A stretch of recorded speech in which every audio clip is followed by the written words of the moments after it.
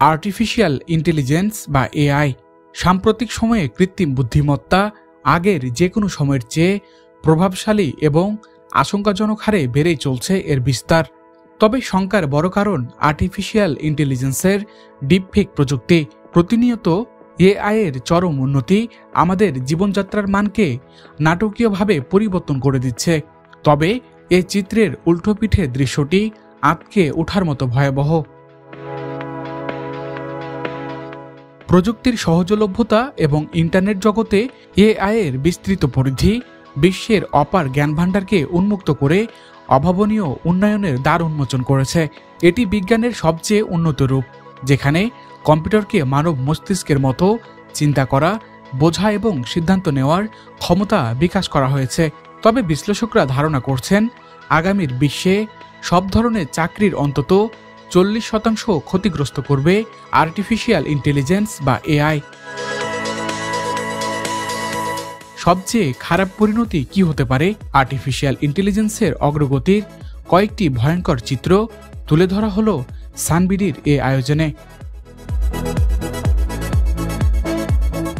বর্তমানে বেশ কিছুদিন ধরেই মঞ্চে প্রবেশ করা একটি নাচের ভিডিও সামাজিক যোগাযোগ মাধ্যমে ভাইরাল হচ্ছে।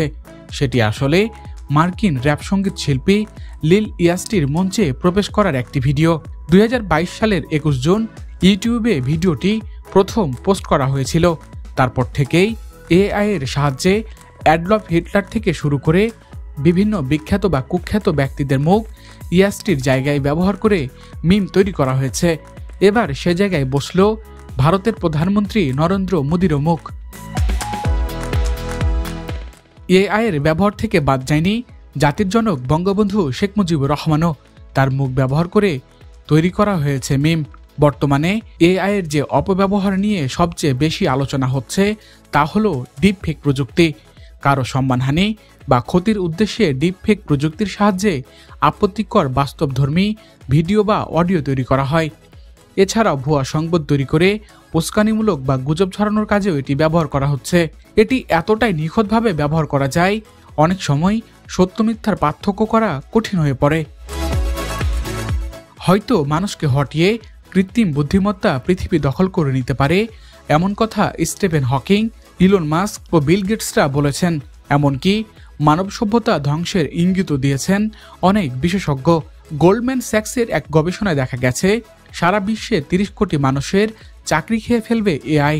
আরেকটি আন্তর্জাতিক সমীক্ষা বলছে প্রায় 1/3 মানুষ আশঙ্কা করছে আগামী 3 বছরে কৃত্রিম বুদ্ধিমত্তার কারণে তারা চাকরি হারাবেন। ইজমু আহমেদ, সানবিডি।